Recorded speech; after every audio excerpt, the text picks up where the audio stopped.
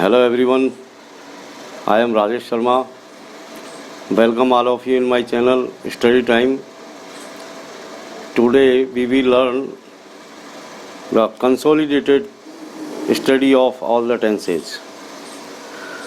जैसा कि आप चार्ट में देख रहे हैं और अब तक हम सारे टेंसों को एक एक करके पढ़ चुके हैं और आज हम सभी टेंसों का एक कंसोलिडेशन रूप में देखेंगे और ये पता लगाएंगे कि पैरेलल जब हम इनको देखेंगे तो क्या क्या डिफरेंसेस और क्या क्या सिमिलरिटीज़ हमारे सामने आती है।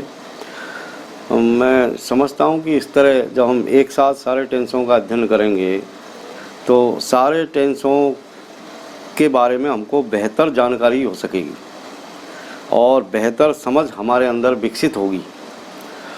तो लेट्स बिगिन।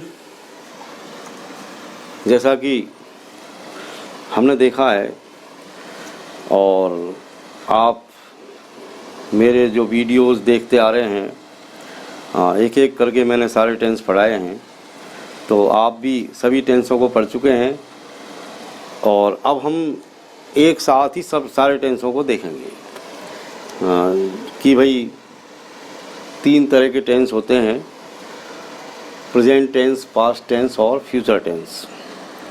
और ये कि ईच टेंस हैज़ 4 फॉर्म्स, यानी हम प्रत्येक टेंस को 4 भागों में बांटते हैं, जैसे कि सिंपल, कंटिन्यूअस, परफेक्ट और परफेक्ट कंटिन्यूअस। हमने जब एक एक टेंस को देखा तो हमने प्रत्येक टेंस की आइडेंटिफिकेशन देखी, उसके यूजेस देखे, उसके एडवर्ब्स देखे। आज हम एक साथ जब मिलकर के एक एक टेंस को देखेंगे तो हमारे अंदर वो सारी चीज़ें स्पष्ट हो जाएगी जो कहीं हमारे दिमाग में चल रही है कि उस टेंस में क्या था, उस टेंस में क्या था। जैसे आज हम देख रहे हैं कि जैसे हम देखें सिंपल टेंस, तो जैसे present simple, past simple, future simple, तो एक साथ हम पूरे सिंपल टेंस देखेंगे। इसी तरह हम कंटिन्यूअस देखेंगे, प्रेजेंट कंटिन्यूअस, पास्ट कंटिन्यूअस और फ्यूचर कंटिन्यूअस। इसी तरह हम परफेक्ट टेंसों की स्टडी करेंगे और इसी तरह हम परफेक्ट कंटिन्यूअस टेंसों की स्टडी करेंगे। यहाँ पर पहले हम पहचान देख लेते हैं कि भाई हिंदी के जो सेंटेंसेस होते हैं, तो हिंदी के सेंटेंसेस से हम इनकी शुरुआत करेंगे और उन्हीं से प्रयास करेंगे कि किस तरह हिंदी के सेंटेंसेस में ऐसे कौन से वर्ड्स आते हैं जिनसे हमको ये पता चलता है कि दिया हुआ सेंटेंस कौन से टेंस का है और कौन सी फॉर्म का है, यानी एक्चुअल में वो किस तरह का टेंस है। तो मूल रूप से होता क्या है कि हिंदी के सेंटेंसेस में जो प्रेजेंट टेंस के वाक्य होते हैं, अब प्रेजेंट टेंस में चाहे वो सिंपल का हो, चाहे कंटिन्यूअस का हो, चाहे परफेक्ट का हो, चाहे परफेक्ट कंटिन्यूअस का, अधिकतर सबके अंत में है शब्द आता है मूल बेसिक वर्ड है। जैसे हम ये देखते हैं कि भी अंत में है आ रहा है, हो आ रहे हैं, हूँ आ रहा है, इस तरह की जगह में सिर्फ एक सिंबॉलिक वर्ड लेता हूँ है। तो जिन वाक्यों के अंत में है शब्द आता है वो सारे प्रेजेंट टेंस के होते हैं। अब प्रेजेंट टेंस में वो कौन सी फॉर्म है, यानी प्रेजेंट सिंपल है या प्रेजेंट कंटिन्यूअस है कि भाई प्रेजेंट परफेक्ट है, तो उसकी अलग अलग तरीके से हम पहचान देखेंगे कि भाई अंत में है आ रहा है और उससे पहले तातेती आ रहे हैं तो हमारा सेंटेंस जो है प्रेजेंट सिंपल टेंस का है। यदि अंत में है आ रहा है और है से पहले रहा रही आ रहे हैं तो हम मानेंगे कि वो प्रेजेंट कंटिन्यूअस टेंस का वाक्य है। और यदि है के पहले चुका चुकी आ रहे हैं तो वो प्रेजेंट परफेक्ट टेंस का वाक्य है। यदि है से पहले रहा रही और समय अवधि आ रही है तो वो प्रेजेंट परफेक्ट कंटिन्यूअस टेंस का सेंटेंस है। जैसे कुछ एग्जांपल्स देखते हैं, जैसे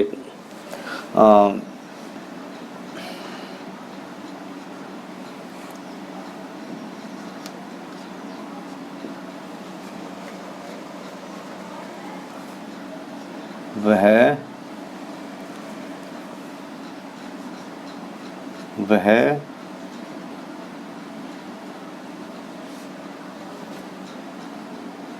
एक पत्र लिखता है, वह एक पत्र लिखता है। ये एक कोई सेंटेंस है। अब इसके अंत में है शब्द आ रहा है।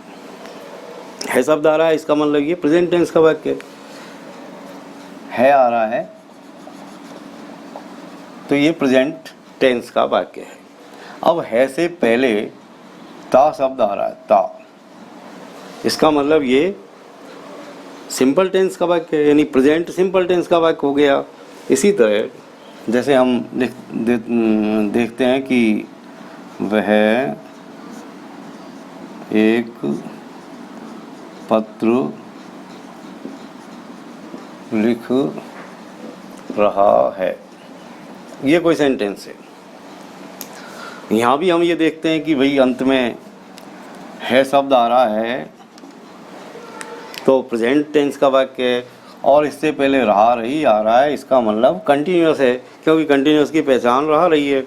इसका मतलब ये मूल रूप से प्रेजेंट कंटिन्यूअस टेंस का सेंटेंस हो गया। अब मान लीजिए एक और उदाहरण, वह एक पत्र लिख चुका है, वह एक पत्र लिख चुका है। इसमें भी है अंत में आ रहा है, इसका मतलब प्रेजेंट टेंस का सेंटेंस है, और इससे पहले चुका चुकी आ रहे हैं, इसका मतलब परफेक्ट है। It means this sentence is of present perfect tense. ठीक इसी तरीके से वह 2 घंटे से एक पत्र लिख रहा है, ये एक सेंटेंस है कि वह 2 घंटे से एक पत्र लिख रहा है। तो इसके अंत में है शब्द आ रहा है, जो इस बात को इंडिकेट कर रहा है कि ये सेंटेंस प्रेजेंट टेंस का है, और इससे पहले रहा रही आ रहे हैं, और ये समय अवधि आ रही है। तो रहा रही है और समय अवधि आ रही है, इसका मतलब ये परफेक्ट कंटिन्यूअस टेंस का सेंटेंस है। तो कुल मिलाकर के ये सेंटेंस कौन से टेंस का हो गया? Present perfect continuous. इसी तरीके से हम पास्ट टेंस की बात करते हैं, तो ऐसे सारे सेंटेंस जिनके अंत में थे शब्द आ रहा हो, वो सारे सेंटेंस पास्ट टेंस के होते हैं। और यदि थे से पहले तातेती आए तो वो पास्ट सिंपल टेंस, था थेती से पहले रहा रही आए तो वो पास्ट कंटिन्यूअस टेंस, और था थे थी से पहले यदि चुका चुकी आ रहे हैं तो वो पास्ट परफेक्ट टेंस। इसी तरीके से था थे थी से पहले यदि रहा रही आ रहे हैं और कोई टाइम आ रहा है तो वो हो गए आपके past perfect continuous tense. It is very easy. तो टेक सम मोर एग्जाम्पल्स।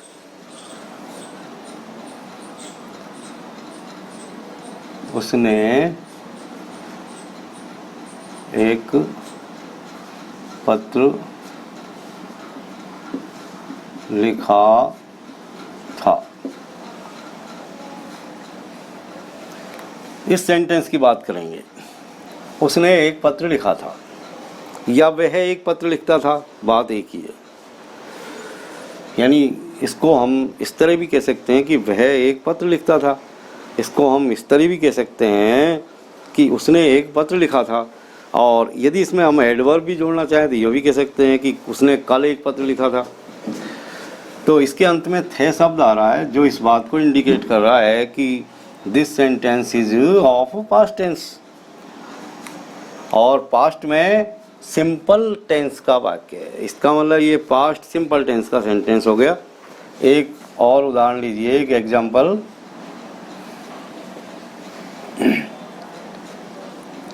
उसने एक पत्र लिखा था।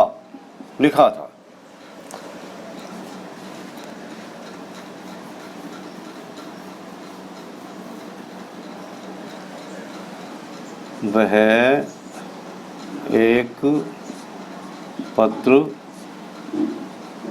लिख रहा था। ये सेंटेंस देखिए आप, अंत में था तिथि आ रहे हैं, इट मीन्स पास्ट टेंस। इससे पहले रहा रही आ रहे हैं, इट मीन्स कंटिन्यूस टेंस।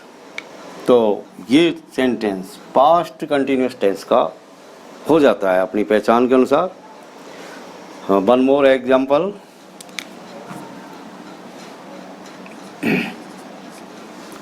वह एक पत्र लिख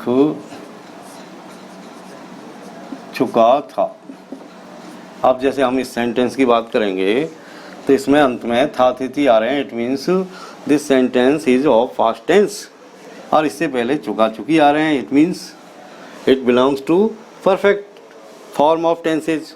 तो टोटल मिलाकर के ये जो सेंटेंस है, कौन से टेंस का हो गया? पास्ट परफेक्ट टेंस का, क्योंकि इसमें चुका चुकी भी है और था भी है। जैसे एक और वन मोर एग्जाम्पल, वह 2 घंटे से एक पत्र लिख रहा था। वह 2 घंटे से एक पत्र लिख रहा था। इस सेंटेंस को जो हम देखते हैं तो इसमें अंत में था तिथि आ रहे हैं, इट मीन्स पास्ट टेंस। और इससे पहले रहा रही आ रहे हैं और 2 घंटे से, यानी इसमें समय अवधि यानी टाइम भी आ रहा है। तो ये सेंटेंस आपका पास्ट परफेक्ट कंटिन्यूस का हो जाता है। अब हम बात करेंगे फ्यूचर टेंस की। फ्यूचर टेंस की मूल जो पहचान है हिंदी के सेंटेंस की, वो ये है कि अंत में गे शब्द आना चाहिए। जैसे गा गेगी, मूल रूप से के शब्द। We take some examples to clarify. वह एक पत्र लिखेगा। तो अंत में गागेगी आ रहे हैं और गागेगी इस बात को स्पष्ट कर रहा है कि ये सेंटेंस फ्यूचर सिंपल टेंस का है, इसमें तातिथि नहीं आते। कंटिन्यूअस टेंस का एक एग्जांपल लेते हैं, वह एक पत्र लिख रहा होगा। वह एक पत्र लिख रहा होगा। तो अंत में गागेगी आ रहे हैं, गागेगी आ रहे हैं, तो फ्यूचर टेंस है। और उससे पहले रहा रही आ रहा है, जो इस बात को इंडिकेट कर रहा है कि ये कंटिन्यूअस टेंस है, क्योंकि कंटिन्यूअस टेंस वही है जिसमें रहा रही आए। जिस सेंटेंस में रहा रही आएंगे वो कंटिन्यूअस टेंस का वाक्य है, और जिस वाक्य में गागेगी आएंगे वो फ्यूचर टेंस का वाक्य है। तो ये फ्यूचर कंटिन्यूअस टेंस। वह एक पत्र लिख चुका होगा। वह एक पत्र लिख चुका होगा। इस सेंटेंस की जब हम देखते हैं इसको, तो अंत में गागेगी आ रहे हैं, और गागेगी हमको इस बात का संकेत देता है कि ये सेंटेंस फ्यूचर टेंस का है। और इससे पहले चुका चुकी हमको इस बात की सूचना देता है कि ये सेंटेंस परफेक्ट टेंस का है। इसका मतलब टोटल मिलाकर के ये सेंटेंस फ्यूचर परफेक्ट टेंस का बनता है। वन मोर एग्जाम्पल, वह 2 घंटे से एक पत्र लिख रहा होगा। अब जैसे हम इस सेंटेंस की व्याख्या करते हैं, इसको जब हम देखते हैं गौर से, तो हमको ये पता चलता है कि इस सेंटेंस के अंदर अंत में गागेगी आ रहे हैं। तो मूल रूप से ये सेंटेंस फ्यूचर टेंस का, लेकिन कौन सी फॉर्म है? सिंपल है, कंटिन्यूअस है, परफेक्ट है या परफेक्ट कंटिन्यूअस है? तो इससे पहले ये पहचान रहा रही है, और रहा रही भी है इसमें, और 2 घंटे से यानी टाइम भी दे रखा है। तो इसका मतलब ये सेंटेंस जिसमें रा रही हो और टाइम भी हो वो परफेक्ट कंटिन्यूस टेंस के होते हैं। और गागेगी है तो वो फ्यूचर, तो फ्यूचर परफेक्ट कंटिन्यूस टेंस का ये सेंटेंस हो जाता है। तो इस तरह हमने देखा कंसोलिडेट रूप में, एक समेकित रूप में कि कहाँ पर किस तरह क्या क्या अंतर हिंदी के सेंटेंस में आते हैं और ऐसी कौन कौन सी आइडेंटिफिकेशंस है जो हमको इस बात के लिए इस बात की ओर ले जाती है, इस बात की ओर सुनिश्चित करती है कि दिया हुआ सेंटेंस कौन से टेंस का है। तो इस तरीके से हम हिंदी के सेंटेंसेस को पहचान सकते हैं कि भाई ये सेंटेंस इस टेंस का है और उसी के आधार पर हम उसका इंग्लिश में ट्रांसलेशन करते हैं।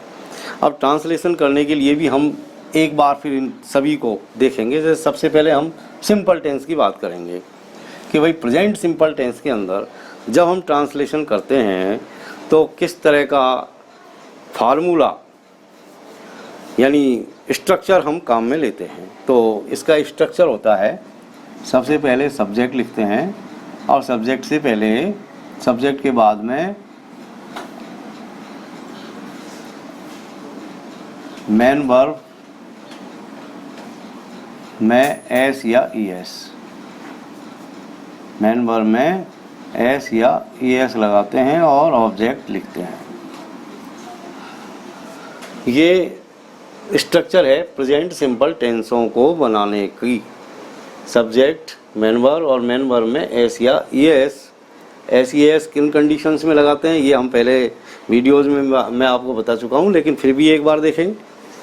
एस ई एस जब subject he see it name या एक वचन हो तो हम मेन वर्ब में एस ई एस और लगा देते हैं। जैसे हम इसी का अनुवाद करते हैं कि वह एक पत्र लिखता है, वह एक पत्र लिखता है। कौन लिखता है पत्र? वह मतलब ही, तो ही। अब इसमें मेन वर्ब क्या है? लिखना, लिखना, लिखना मतलब राइट, राइट। अब राइट में ई आएगा, ई, लेकिन एस या एस लगाने से पहले हम एस इसमें जोड़ देंगे। राइट्स, ही राइट्स, और इसका ऑब्जेक्ट लिखेंगे एक पत्र यानी a letter, a letter, he writes a letter. और जब हम इसका निगेटिव बनाएंगे तो डू नॉट या डज नॉट का प्रयोग करते हैं। और इंटरोगेटिव बनाने के लिए डू डज को सब्जेक्ट से पहले लिखते हैं। अब जैसे हम बात करेंगे कि उसने एक पत्र लिखा था, यानी पास्ट सिंपल टेंस की बात के पास्ट सिंपल टेंस के जो सेंटेंस होते हैं उनको हम किस तरह इंग्लिश में ट्रांसलेट करें, ऐसा कौन सा फार्मूला है, कौन सा सूत्र है। तो इसका जो स्ट्रक्चर है वो इस तरह है, सब्जेक्ट और सब्जेक्ट के बाद में मेन वर्ब की सेकंड फॉर्म और ऑब्जेक्ट।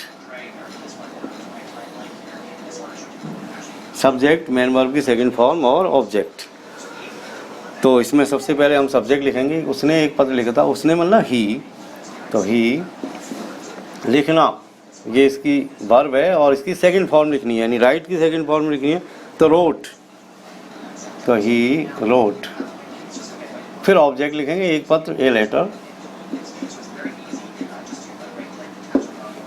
तो यहाँ हमने देखा और इस सेंटेंस का ट्रांसलेशन भी हमने देखा।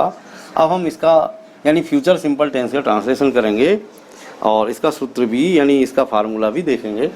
तो इसका जो फार्मूला होता है फ्यूचर सिंपल टेंस का वो इस तरह है, सब्जेक्ट और सब्जेक्ट के बाद में शैल या विल, शैल या विल के बाद में हम मेन वर्ब की पहली फॉर्म लेते हैं और ऑब्जेक्ट लगाते हैं। शैल और विल का प्रयोग जो यूज है, यानी आई बी यदि हमारा सब्जेक्ट है तो हम शैल का यूज़ करेंगे, और यदि हमारा सब्जेक्ट आई बी नहीं है, आई बी के अलावा अन्य है, तो हम विल का यूज करेंगे। तो यहाँ पर देखेंगे कि हमारा सब्जेक्ट क्या है। यहाँ पर हमारा सब्जेक्ट है वह मतलब ही, तो ही के साथ विल का यूज़ करेंगे, विल। लिखना, मेन वर्ब, राइट, पहली फॉर्म ही लिखनी है, और अंत में ऑब्जेक्ट एक पत्र ए लेटर और फुल स्टॉप। तो हम ये जब तीनों टेंसों की कंपैरेटिव स्टडी करते हैं तो हम ये पाते हैं कि सभी सिंपल टेंस के अंदर सब्जेक्ट के बाद में मेन वर्ब है, ऑब्जेक्ट है, subject main verb object, subject shall will main verb object. यहाँ पर हम देखते हैं कि प्रेजेंट सिंपल टेंस के अंदर मेन वर्ब की पहली फॉर्म आती है, मेन वर्ब की पहली फॉर्म, सब्जेक्ट के बाद में मेन वर्ब की पहली फॉर्म, उसमें ऐसे ये सब्जेक्ट के कंडीशंस के हिसाब से लग जाते हैं। पास्ट सिंपल टेंस के अंदर मेन वर्ब की सेकंड फॉर्म आती है और फ्यूचर सिंपल टेंस के वाक्यों में सेल विल के साथ मेन वर्ब की पहली फॉर्म आती है। तो हम ये देख रहे हैं यहाँ पर सभी सिंपल टेंसों को। तो हमने देखा कि प्रेजेंट सिंपल के अंदर हमेशा मेन वर्ब की फर्स्ट फॉर्म लगती है, पास्ट सिंपल टेंस के अंदर मेन वर्ब की सेकंड फॉर्म लगती है, फ्यूचर सिंपल टेंस के अंदर सेल विल के साथ मेन वर्ब की पहली फॉर्म लगती है। नेगेटिव बनाने के लिए प्रेजेंट सिंपल टेंस के अंदर डू नॉट या डज नॉट का प्रयोग करते हैं और मेन वर्ब की पहली फॉर्म लगाते हैं, लेकिन उसमें अब एस या एस नहीं लगाते, सब्जेक्ट कुछ भी हो। इसी तरह पास्ट सिंपल टेंस के जो वाक्य होते हैं जब हम उनका नेगेटिव सेंटेंस बनाते हैं तो डिड नॉट का प्रयोग करते हैं। डिड नॉट नेगेटिव बनाने के लिए डिड नॉट डिड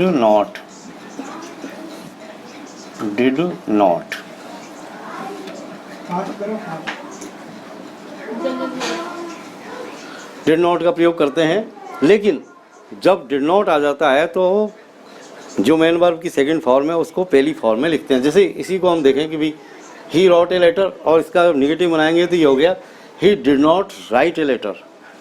जब हम फ्यूचर टेंस की बात करते हैं तो यहाँ पर भी मेन वर्ब की पहली फॉर्म आती है सेल विल के बाद में।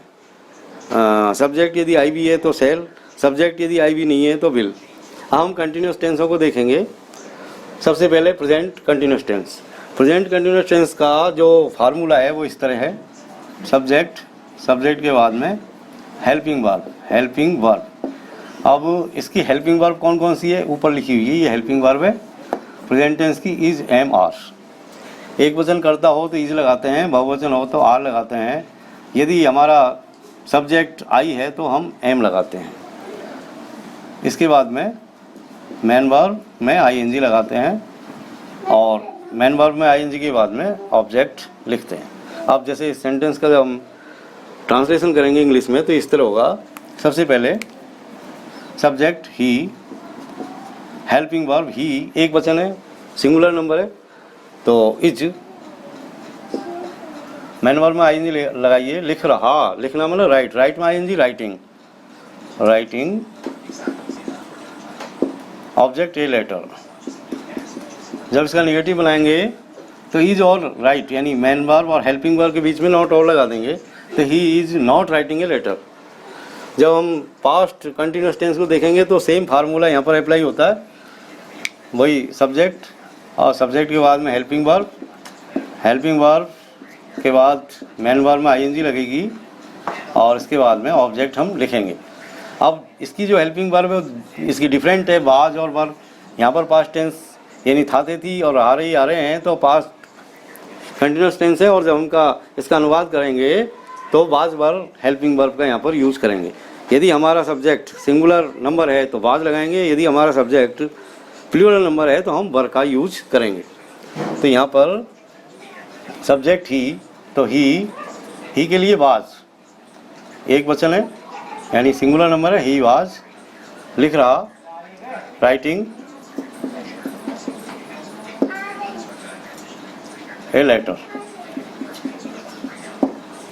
ही was writing a letter. Negative he was not writing a letter.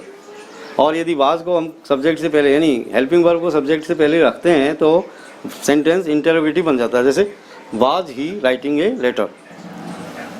अब हम बात करेंगे फ्यूचर कंटिन्यूअस टेंस की। वह एक पत्र लिख रहा होगा तो सबसे पहले हम इसका स्ट्रक्चर देखेंगे। स्ट्रक्चर सब्जेक्ट के बाद में शैल या विल और उसके बाद में बी लगाएंगे और उसके बाद में मेन वर्ब में आईएनजी और ऑब्जेक्ट। जब हम इसका ट्रांसलेशन करेंगे तो इस तरह होगा। सबसे पहले सब्जेक्ट ही, अब ही के साथ विल लगेगा क्योंकि सेल विल तो आई और वी के साथ ही लगता है। तो he will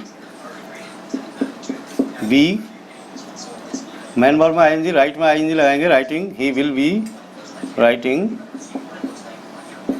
writing a letter.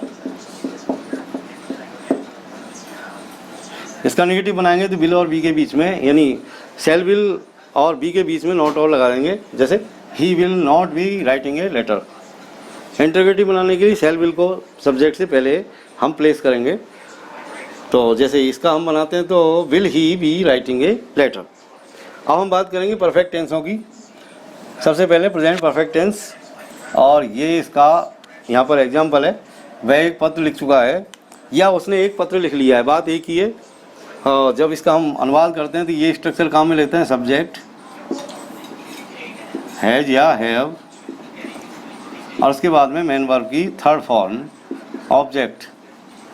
एक चीज़ नोट कर लें आप कि सभी परफेक्ट टेंस में, चाहे वो प्रेजेंट परफेक्ट है या पास्ट परफेक्ट है या फ्यूचर परफेक्ट है, सभी के अंदर हम मेन वर्ब की थर्ड फॉर्म का इस्तेमाल करते हैं।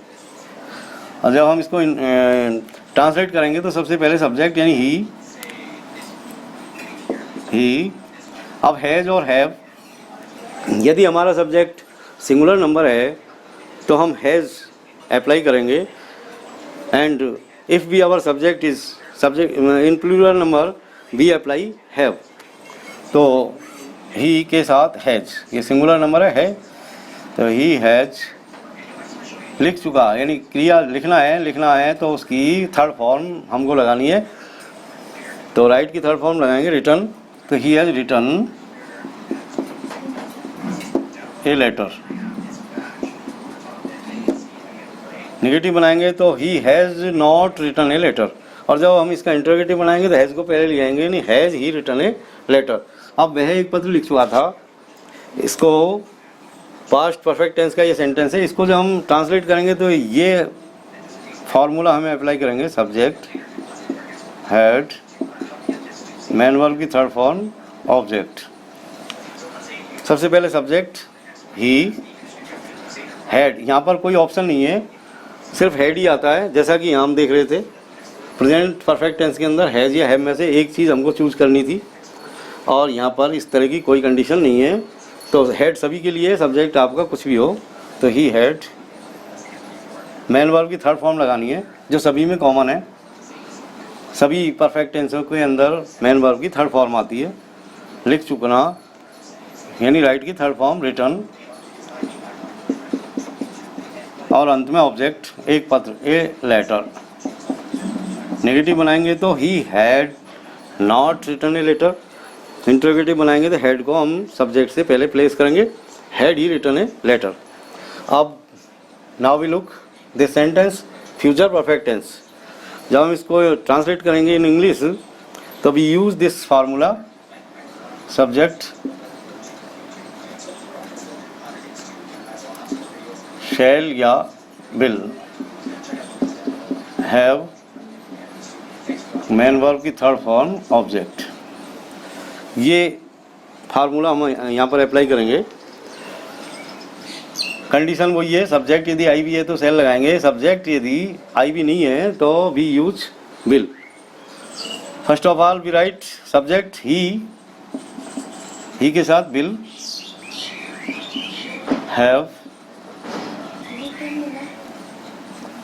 MB third written, object a letter. अब जब हम इसको इंटरोगेटिव में और नेगेटिव में चेंज करेंगे, नेगेटिव में लगाएंगे तो विल और हैव के बीच में यहाँ पर नॉट लगा देंगे, जैसे he will not have written a letter. और विल को जब हम सब्जेक्ट से पहले प्लेस करेंगे तो ये इंटरोगेटिव बन जाएगा। यानी इंटरोगेटिव बनाने के लिए हमको हमेशा हेल्पिंग वर्ब को सब्जेक्ट से पहले प्लेस करना है। तो ही विल हैव रिटन, हम देखते हैं कि तीनों ही सेंटेंस में, तीनों ही जो परफेक्ट टेंस हमने पढ़े, प्रेजेंट परफेक्ट, पास्ट परफेक्ट और फ्यूचर परफेक्ट, एक चीज़ सब में कॉमन हमको दिखाई दी कि सभी के अंदर मैन वर्ब की थर्ड फॉर्म आई है, मैन वर्ब की थर्ड फॉर्म आई है। और यहाँ पर जैसे फ्यूचर परफेक्ट टेंस है तो इसको फ्यूचरिटी दिखाने के लिए यहाँ पर विल और शैल का प्रयोग हो रहा है। और पास्ट परफेक्ट टेंस के अंदर हैड आता है और पास्ट प्रेजेंट परफेक्ट के अंदर हैज या हैव आता है। एक चीज़ और, परफेक्ट टेंस का मतलब होता है कि कार्य की कब पूरा होना, कंप्लीशन ऑफ वर्क, यानी जिस भी टाइम में कार्य पूरा होता है वो उसी टेंस में शामिल कर लिया जाता है। यदि कोई एक्शन प्रेजेंट टाइम में कंप्लीट होता है तो वी से प्रेजेंट परफेक्ट टेंस, और यदि कोई एक्शन पास्ट टाइम में कंप्लीट हुआ है तो वो आता है पास्ट परफेक्ट टेंस के अंदर। इसी तरह कोई कार्य यदि फ्यूचर टाइम में पूरा होगा, कंप्लीट होगा, तो वो फ्यूचर परफेक्ट टेंस के अंदर उसका हम उल्लेख करते हैं। Now we'll take perfect continuous tenses. सबसे पहले perfect present perfect continuous tense. वह 2 घंटे से एक पत्र लिख रहा है। इस टेंस के अंदर और कंटिन्यूस के अंदर समानता हमको दिखती है, यानी इसमें भी रहा रही आते हैं, इसमें भी रहा रही आते हैं, लेकिन इसमें एक अलग चीज़ समय और आता है। तो रहा रही से पहले यदि समय अवधि है तो वो परफेक्ट कंटिन्यूस टेंस का वाक्य हो जाता है। और अंत में है आ रहा है, इसका मतलब प्रेजेंट है और इसमें रहा रही है और समय अवधि भी है, तो ये प्रेजेंट परफेक्ट कंटिन्यूस टेंस का सेंटेंस यहाँ पर हो जाता है। जब हम इसको जब हम ट्रांसलेट करेंगे इंग्लिश में तो ये फार्मूला अप्लाई करेंगे। सब्जेक्ट, सबसे पहले सब्जेक्ट लिखेंगे और सब्जेक्ट के बाद में हैज या हैव, हैज या हैव में से कोई एक चीज़ लेंगे और उसके बाद में बीन लिखेंगे और इसके बाद में मेन वर्ब लाएंगे और मेन वर्ब में आईएनजी लगाएंगे। मेन वर्ब के बाद में हम लिखेंगे ऑब्जेक्ट और ऑब्जेक्ट के बाद में सिंस या फॉर टाइम से पहले, अंत में टाइम का उल्लेख यहाँ पर करेंगे। टाइम से पहले यहाँ पर 2 चीज़ स्पष्ट होने की ज़रूरत है आपको कि भाई टाइम से पहले सिंस या फॉर में से एक चीज़ का हमको उपयोग करना है, एक चीज़ का यूज़ करना है। यदि हमारा टाइम निश्चित है, सर्टेन है, जिसकी हम गणना कर सकते हैं, यानी पॉइंट ऑफ टाइम है, तो हमेशा सिंस का यूज़ करते हैं। यदि हमारा टाइम निश्चित नहीं है, जिसे हम कैलकुलेट नहीं कर सकते, यानी जो सिर्फ पीरियड ऑफ टाइम है, तो उस स्थिति में हम फॉर का यूज़ करते हैं। जैसे अब हमारा ये सेंटेंस है, इसका हम ट्रांसलेशन करेंगे। वह 2 घंटे से एक पत्र लिख रहा है। सब्जेक्ट कौन है? वह मतलब ही, तो ही। अब यहाँ पर हैज़ और हैव में से भी हमको एक चीज़ लेनी है, हैज़ और हैव, यानी हम हैज़ लगाएंगे कब और हैव लगाएंगे कब। तो यदि सब्जेक्ट सिंगुलर नंबर है, ही सी इट नेम है, तो हम हैज़ लगाते हैं।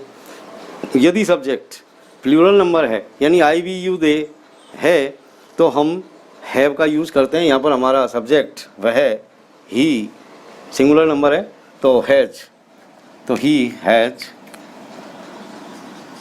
बीन, और इसके बाद में मेन वर्ब में आईएनजी। मेन वर्ब लिखना, लिखना में रहा रही आ रहा है, मतलब आईएनजी लगेगी, तो he has been writing,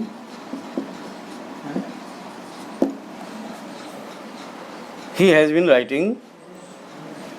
object, object एक पत्र, ए लेटर। कब से लिख रहा है पत्र?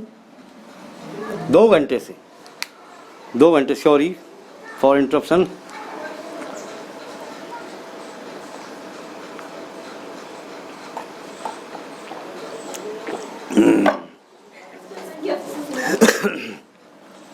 ही has been writing a letter. अब टाइम से पहले हमको सिंस या फॉर लगाना है, टाइम से पहले सिंस या फॉर लगाना है। तो हम पहले ही जानते हैं कि यदि पीरियड ऑफ टाइम है तो फॉर लगाएंगे और पॉइंट ऑफ टाइम है तो सिंस लगाएंगे। अब टाइम देखिए 2 घंटे से, कौन से 2 घंटे? We can not calculate, so we use for before time. For 2 घंटे से, 2 घंटे मतलब 2 hours. He has been writing a letter for 2 hours. Negative यदि हमको इसको बनाना है तो हैज़ और बीन के बीच में हमको नॉट लगाना है। जैसे he has not been writing a letter for 2 hours. Now we take past perfect continuous tense, वह 2 घंटे से एक पत्र लिख रहा था। यहाँ पर था तिथि आ रहे हैं तो इसका मतलब पास्ट, और उससे पहले रहा रही और समय अवधि आ रही है, it means perfect continuous tense. इसका फार्मूला है सब्जेक्ट हैड बीन। यहाँ पर इस तरह की कोई कंडीशन नहीं है, जैसा कि यहाँ पर थी हैज हैव और फिर बीन आता था, यहाँ पर एक साथ ही हैड बीन आएगा। सब्जेक्ट आपका कुछ भी हो, एक सिंगुलर नंबर हो चाहे प्लूरल नंबर हो, हमको हैड बीन लिखना है। सब्जेक्ट हैड बीन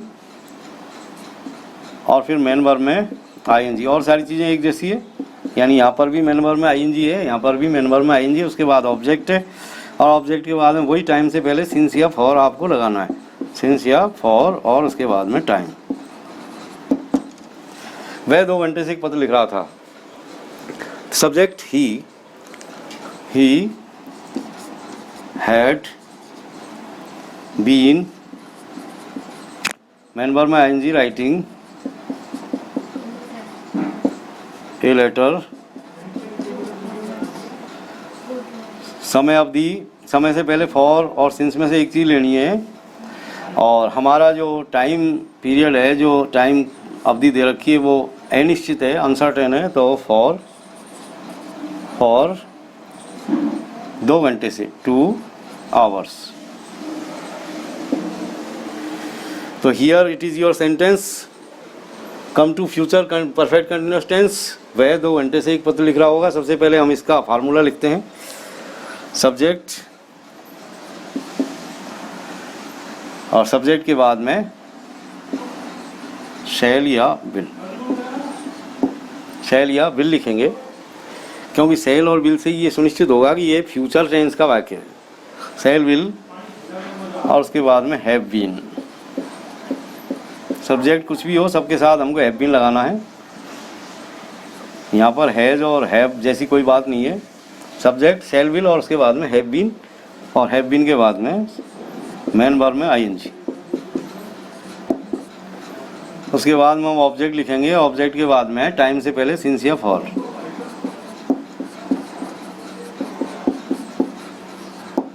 तो इस फॉर्मूले की हेल्प से हम we can translate Hindi sentences into English sentences.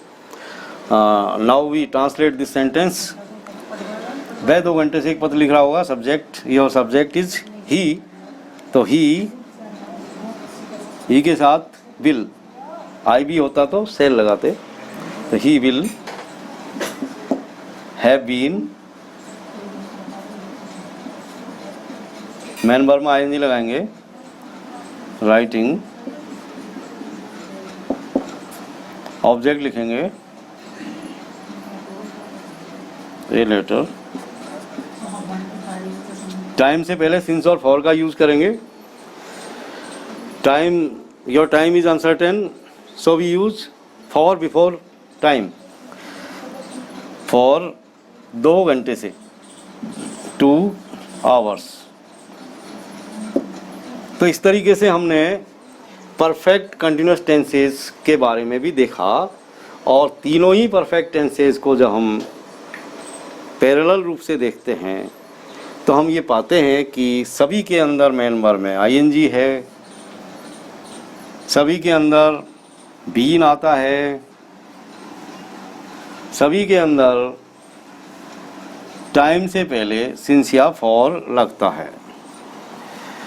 अब परीक्षा के अंदर यदि कोई सेंटेंस हमको क्रिया भरने के लिए आता है तो वहाँ पर हर परफेक्ट कंटिन्यूस टेंस के अंदर कहीं ना कहीं टाइम शोइंग एडवर्ब्स होते हैं, जो इस बात को डिफाइन करते हैं कि दिया हुआ sentence, the given sentence is of present perfect continuous tense और पास्ट परफेक्ट कंटिन्यूस टेंस और फ्यूचर परफेक्ट कंटिन्यूस टेंस। यानी कोई भी टाइम शोइंग एडवर्ब्स इस बात को डिफाइन करेगा। यदि कोई एडवर्ब्स पास्ट टाइम को शो कर रहा है तो वो पास्ट परफेक्ट कंटिन्यूस टेंस होगा। यदि दिया हुआ कोई एडवर्ब फ्यूचर टाइम का है तो वो sentence future perfect continuous tense को शो करेगा। और जो प्लेन सेंटेंस होते हैं जिनके अंदर कहीं कोई टुमारो या यस्टरडे नहीं आते, वो simply present perfect continuous tense के होते हैं। तो प्यारे बच्चों, माय डियर स्टूडेंट्स, अगले वीडियोज़ में मैं और भी नए नए टॉपिक्स आपके सामने लाऊंगा और सभी को मैं जो है वेलकम करता हूं, थैंक यू बोलता हूं। प्लीज़ मेरे इस चैनल को यदि आपने अब तक सब्सक्राइब नहीं किया है तो प्लीज़ सब्सक्राइब करें। सबसे पहले सब्सक्राइब करेंगे तो आपके YouTube पर मेरा ये चैनल सक्रिय हो जाएगा, एक्टिव हो जाएगा, और आप जैसे ही YouTube खोलेंगे तो मेरे नए नए वीडियोज़ आपको देखने को मिलेंगे। तो please subscribe my channel and like my videos. Thank you very much all of you.